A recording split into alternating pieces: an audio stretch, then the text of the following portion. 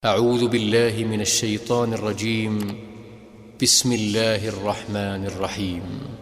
الحمد لله رب العالمين. إن الحمد لله نحمده تعالى ونستعينه ونستغفره ونعوذ بالله من شرور أنفسنا وسيئات أعمالنا. من يهده الله فلا مضل له ومن يضلل فلا هادي له. أشهد أن لا إله إلا الله وحده لا شريك له، وأشهد أن محمدا عبده ورسوله. يقول الله تبارك وتعالى في كتابه: يا أيها الذين آمنوا اتقوا الله حق تقاته ولا تموتن إلا وأنتم مسلمون. يا أيها الناس اتقوا ربكم الذي خلقكم من نفس واحدة وخلق منها زوجها وبث منهما رجالا كثيرا ونساء. واتقوا الله الذي تساءلون به والأرحام إن الله كان عليكم رقيبا. يا أيها الذين آمنوا اتقوا الله وقولوا قولا سديدا يصلح لكم أعمالكم ويغفر لكم ذنوبكم، ومن يطع الله ورسوله فقد فاز فوزا عظيما. فإن أصدق الحديث كلام الله، وخير الهدي هدي محمد صلى الله عليه وسلم، وشر الأمور محدثاتها، فإن كل محدثة بدعة، وكل بدعة ضلالة، وكل ضلالة في النار. عباد الله، Allah Azza wa Jalla telah memberitahukan kepada segenap hambanya bahwa kehidupan dunia ini akan berakhir secara total dan menyeluruh. Allah Azza wa Jalla telah memberikan informasi pula bahwa kehidupan di dunia sebelum berakhirnya secara menyeluruh dan total, padanya aturan-aturan dan ketentuan-ketentuan hidup yang setiap hamba harus menjalaninya, dan tidak akan satu pun dari hamba yang bisa luput dari ketentuan atau keluar dari koridor ketentuan itu. Oleh karena itu, di sinilah letaknya setiap hamba harus menyiapkan diri untuk menerima ketentuan yang akan terjadi di dalam hidup, agar tidak terjebak dan tidak terperangkap dalam jeratan-jeratan setan. Di antaranya jeratan yang menanamkan pada dirinya tidak suka dan tidak ridha menerima dari ketentuan-ketentuan yang mungkin terjadi di dalam hidupnya adalah pahit, yang tidak pernah dia sukai dan tidak pernah dia harapkan terjadi. Maka setan datang dengan perangkap dan jeratannya untuk menanamkan kebencian pada seorang hamba dan ketidaksukaan untuk menerima ketentuan yang pahit itu, ya ibadallah. Atau mungkin sebaliknya, menjadi orang yang angkuh dan sombong, disadiat sampai atau mencapai apa yang telah diimpikannya, yang telah dicita-citakannya, yang telah diangan-angankan dan diharapkannya terwujud dan terlaksana, maka setan akan menghembuskan pada dirinya sikap keangkuhan, sikap kesombongan, ya ibadallah. Atau mungkin menjadikan hamba itu putus asa dari kasih sayang Allah Azza wa Jalla terhadap warna hidup yang melilit dan membelit jalannya, sehingga putus asa dari rahmat Allah Subhanahu wa ta'ala, atau putus asa dari janji-janji kemudahan dan kelapangan yang disiapkan oleh Allah Azza wa Jalla, atau menutup pengetahuannya untuk tidak sampai kepada apa yang disebutkan oleh Allah Azza wa Jalla, inna ma'al usri yusra, inna ma'al usri yusra. Sesungguhnya bersama kesulitan itu akan ada kemudahan-kemudahan, kata Allah Subhanahu wa ta'ala. Namun karena hamba ini sudah masuk dalam perangkap dan sudah berada dalam jeratan setan, dia tidak mampu untuk kemudian menyadari dan mengetahui kalau di belakang kesusahan dan kesulitan hidup ini Allah Azza wa Jalla telah menyiapkan segala bentuk kemudahan-kemudahan dan kegampangan di dalam hidup.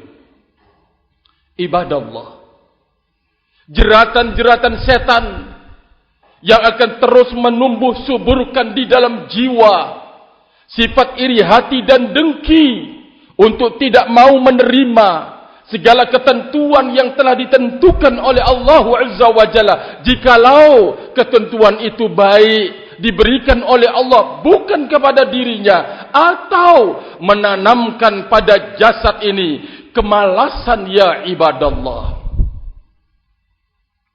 Jeratan-jeratan setan yang sangat menakutkan dan mengerikan, atau menitipkan pada setiap hamba jiwa-jiwa yang kerdil, badan-badan yang penuh kemalasan. Semuanya ini adalah sesuatu yang sangat berbahaya. Kita harus bebas, kita harus lepas, ya ibadallah, dalam sebuah keyakinan bahwa tidak akan ada satupun perjalanan hidup keluar dari apa yang telah dicatatkan oleh Allah Azza wa Jalla dalam ketentuan hidup. Kalau kita benar-benar yakin, maka tentu kita akan menerima dengan lapang dada dan ridha menerimanya, walaupun pahit dalam ketentuan rahimani wa rahimakumullah. Maka dari sekian ketentuan yang Allah Azza wa Jalla letakkan bagi kehidupan makhluknya, bahwa mereka akan dipanggil masing-masing oleh Allah Subhanahu wa ta'ala. Mereka akan kembali kepada Allah Subhanahu wa ta'ala. Mereka akan dimintai segala yang terkait dengan perjalanan hidup yang dilakukan di muka bumi ini. Allah Azza wa Jalla telah menyiapkan segala apa yang terkait dengan hidupnya. Jikalau itu merupakan kebaikan, maka Allah Azza wa Jalla persiapkan ganjaran yang berlipat-lipat. Kalau itu merupakan kejelekan, ada dua kemungkinan.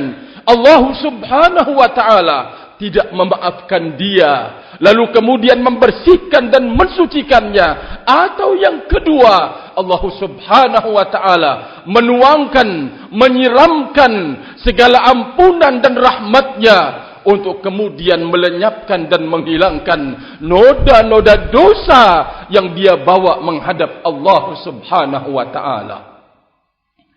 Dari ketentuan itu, ya ibadallah, Setiap hamba ini akan kembali kepada Allah Subhanahu wa ta'ala. Apakah dipanggilnya dia untuk kembali menghadap Allah? Apakah dengan sebab-sebab, ataupun dipanggilnya oleh Allah Azza wa Jalla dengan tanpa sebab-sebab? Semuanya itu adalah hak Allah Subhanahu wa ta'ala, ya ibadallah. وَمَا كَانَ لِنَفْسٍ أَن تَمُوتَ إِلَّا بِإِذْنِ اللَّهِ كِتَابًا مُؤَجَّلًا. Kata Allah Subhanahu wa ta'ala, tiadalah satu pun dari jiwa akan kemudian dipanggil oleh Allah Subhanahu wa ta'ala meninggalkan kehidupan dunia ini. Semuanya itu terjadi dengan izin Allah Subhanahu wa ta'ala yang sudah tertulis dan tertera, kitaban muajjala, dalam catatan yang sudah ditentukan. Berarti tidak akan bisa seorang hamba pun keluar daripadanya. Betapa sering kita menemukan dan menjumpai seorang hamba sehat, seger bugar, tiba-tiba Allah Azza wa Jalla memanggil dia dengan tanpa kita mengetahui sebabnya. Ibadallah, Allah Subhanahu wa ta'ala mengingatkan, wa ma yu'ammaru min mu'ammarin wa ma yunqasu min umrihi illa fi kitabin. Tiadalah umur itu panjang atau mungkin dikurangi kecuali semuanya itu ada dalam kitab yang nyata. Ada dalam catatan, kata Allah Subhanahu wa ta'ala, huwallazi khalaqakum min tinin wa qada ajalan wa ajalun musamma. Dia Allah Azza wa Jalla yang telah menciptakan kalian dari tanah, lalu kemudian menulis dan mencatat ketentuan-ketentuan sampai batas yang sudah ditentukan. Ibadallah, kalau seorang muslim dan muslimah mengerti tentang hakikat hidup, maka dia tidak akan pernah menjadi orang yang berjiwa kerdil di saat kemudian ditinggal meninggal oleh sang bapa, menjadi orang yang kecewa, yang tidak bisa berbuat apa-apa di saat ditinggal oleh sang kekasihnya di dalam hidup ini. Tidak akan terjadi, karena dia tahu bahwa tidak ada seorang pun dari hamba ini keluar dari dunia atau sebelum terciptanya berada dalam ketentuan-ketentuan yang pasti dia jalani. Kita mungkin sering mendengarkan informasi, kejadian dan peristiwa-peristiwa yang terjadi di muka bumi ini. Dari gempa, gunung meletus, tanah longsor, banjir, yang dari sederetan itu menelan korban yang sangat banyak. Jatuhnya pesawat, kecelakaan di daratan, kecelakaan di lautan, yang semuanya menelan korban. Mereka semuanya sehat. Mereka, barakallahu fikum, orang yang mau berziarah kepada kedua orang tuanya, orang yang mau menyambung silaturahmi kepada karib kerabatnya. Namun di perjalanan tidak ada yang mengetahuinya, kecuali itu dalam catatan. Ternyata mereka harus mendapatkan giliran untuk dipanggil oleh Allah Subhanahu wa ta'ala. Itulah ketentuan yang sudah tertulis, ya ibadallah. Tidak akan pernah keluar dari koridor rahimani wa rahimakumullah. Oleh karena itu, Allah Subhanahu wa ta'ala mengingatkan, kalau dunia ini akan berakhir secara total, berarti akan berganti dengan kehidupan yang abadi dan hakiki dengan segala-galanya di sisi Allah Subhanahu wa ta'ala. Oleh karena itu Allah Azza wa Jalla berpesan, wa man kana yuridu dunya, barang siapa yuridu thawabad dunya nu'tihi minha, barang siapa yang menginginkan nilai-nilai dunia saja, kami akan berikan, kata Allah Azza wa Jalla. Barang siapa di dalam hidup ini hanya mengejar nilai-nilai dunia, berbuat, beramal, bersedekah, bergerak, lelah, capek, hanya sebatas dunia yang ingin dikejar, Allah Azza wa Jalla berjanji untuk memberikan kepadanya apa yang sudah tertulis dan tertera. Wa man kana yuridu thawabal akhirati nu'tihi minha. Siapa saja yang menginginkan nilai-nilai dari kehidupan akhirat, kami juga akan berikan, kata Allah Subhanahu wa taala. Tapi di situ rahasia keberuntungan. Jikalau seseorang melirik mencari nilai-nilai dari kehidupan akhirat, itu yang mendorong dia untuk berbuat, itu yang menggerakkan dia, itu yang menjadi modal penyemangat di dalam hidupnya. Dia melaksanakan ibadah salat, dia belajar ilmu agama, dia bekerja, dia bergotong royong, melakukan amal-amal besar di dalam hidup. Jikalau akhirat yang dia inginkan, Allah Azza wa Jalla akan berikan akhiratnya, dan Allah akan tetap memberikan duniawinya. Berarti ada lipatan nilai, ya ibadallah. Tapi bagi orang yang hanya melirik duniawi, Allah berikan sesuai dengan catatan yang ada. Namun Allah Azza wa Jalla wa ma lahum fil akhirati nasib. Namun untuk akhiratnya tidak ada lagi bagian buatnya, kata Allah Subhanahu wa taala. Dari sinilah, ya ibadallah, kita harus melakukan monitor selalu terkait dengan apa yang menjadi pendorong kita untuk berbuat, melakukan kebaikan-kebaikan di dalam hidup. Kita berbakti kepada kedua orang tua kita di rumah. Apa yang mendorong Anda? Apakah Anda berbuat baik kepada kedua orang tua karena takut dimarahi, karena takut kemudian dipukul, atau mungkin karena Anda mengharapkan ridha Allah Azza wa Jalla? Yang memerintahkan engkau untuk berbakti adalah Allah Azza wa Jalla. Yang memerintahkan engkau untuk berbakti adalah Nabi kita Muhammad sallallahu alaihi wasallam. Jikalau nilai akhir yang engkau cari dalam kebaktian engkau kepada kedua orang tua, fa'abshir, dunia tidak akan dihilangkan oleh Allah Azza wa Jalla. Engkau akan selalu berada dalam ketentuan hidup dunia, dan Allah Azza wa Jalla akan menambahnya dengan niatan engkau mengharapkan akhirat. Berarti keuntungan yang berlipat ganda. Wahai seorang istri, jikalau engkau bakti kepada suamimu karena ingin mendapatkan keridhaan dari Allah Azza wa Jalla, maka fa'abshir, dua keberuntungan yang engkau dapatkan. Wahai sang suami, jikalau engkau berbakti kepada istrimu, engkau melaksanakan hak-haknya, maka fa'abshir, jikalau engkau menginginkan ridhanya Allah Azza wa Jalla, engkau mendapatkan nilai keberuntungan dari sisi Allah Subhanahu wa taala.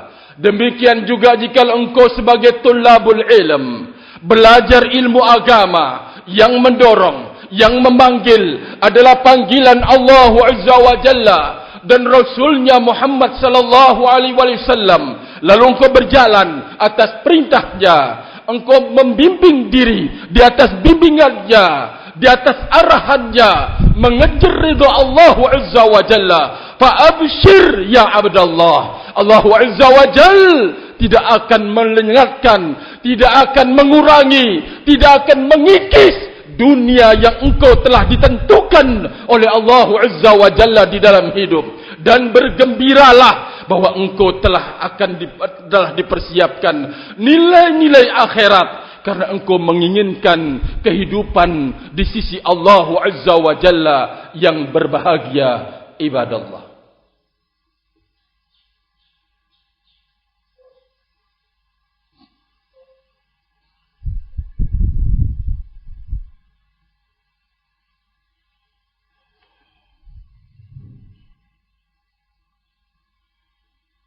الحمد لله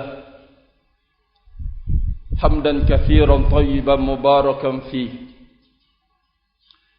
كما يحب ربنا ويرضى. أشهد أن لا إله إلا الله وحده لا شريك له وأشهد أن محمدا عبده ورسوله. يقول الله تبارك وتعالى وَكُلًّا نُبِتُّ هَؤُلَاءِ وَهَؤُلَاءِ مِنْ عَطَاءِ رَبِّكَ وَمَا كَانَ عَطَاءُ رَبِّكَ مَحْظُورًا. Kata Allah Azza wa Jalla, setiap dari mereka yang menginginkan kehidupan dunia semata, dari mereka, dan setiap golongan yang menginginkan kehidupan akhirat semata, maka akan diberikan dengan karunia dari Allah Subhanahu wa ta'ala. Dan tiadalah karunia Allah Azza wa Jalla itu akan tercegati. Tidak ada. Tidak ada yang akan menghalanginya. Maka tentu bagi orang yang beriman kepada Allah Azza wa Jalla, tidak akan pernah mau merugi di dalam hidup. Dia akan berupaya untuk meraih keberuntungan yang sangat besar. Maka tidak ada yang dipantau di dalam hidupnya kecuali meluruskan niatnya, meluruskan tujuannya. Inilah yang dia berusaha untuk kemudian dia perbuat, dia lakukan di penghidupan dunia ini. Oleh karena itu, bukan persoalannya wahai seorang mukmin, engkau mampu berbuat, engkau mampu berkorban, engkau mampu bergerak. Namun yang terpenting atau permasalahan besar, mampukah engkau menjaga amalan-amalan yang engkau kerjakan untuk terlepas dari noda-noda yang akan mengotorinya, noda-noda yang akan merusaknya. Ya ayyuhal mu'min, bukan persoalannya engkau mampu berjuang dari Sabang sampai Merauke, engkau mampu berbuat segala-galanya. Bukan itu yang menjadi persoalan besar di dalam hidup. Permasalahannya adalah, mampukah kita menjaga, mampukah kita melindungi perjuangan besar yang kita berikan itu. Mampukah kita menjaganya untuk kemudian tidak ternodai dengan kemauan, keinginan secuil dari duniawi, ingin pamer, ingin dikatakan wah, ingin menjadi orang, ingin terdepan, ingin menjadi orang di atas. Semuanya itu sesungguhnya yang akan menghancurkan dan merusak semua pengorbanan kita di dalam hidup ini. Sekali lagi, seorang mukmin yang dia utamakan bukan karena dia mampu untuk berbuat, tetapi kemampuan dia untuk menjaga dan melindungi amal tersebut dari perkara-perkara yang akan menodainya. Barakallahu li wa lakum ibadallah. Semoga Allah Azza wa Jalla memberikan pertolongan kepada kita, bantuan selalu untuk melakukan pelurusan terhadap niat dan kemauan kita di dalam berjuang di dalam hidup ini. Kita berharap sekecil apapun yang kita lakukan, Allah Azza wa Jalla membantu kita untuk meluruskan niat kita ya ibadallah. Karena inilah yang akan menjadi modal keberuntungan di sisi Allah Subhanahu wa ta'ala. Allahumma ighfir lil muslimina wal muslimat wal mu'minina wal mu'minatil ahya'i minhum wal amwat.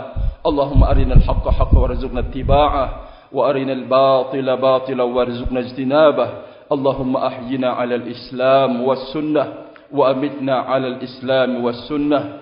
Ibadallah, semoga apa yang saya sampaikan berguna dan bermanfaat bagi diri saya dan segenap saudaraku kaum muslimin rahimani wa rahimakumullah. Wa akhiru da'wana anil hamdulillah. Subhanakallahumma bihamdika asyhadu an la ilaha illa anta astaghfiruka wa atubu ilaik. Wassalamu alaikum warahmatullahi wabarakatuh. غرباء غرباء غرباء غرباء. الحمد لله رب العالمين.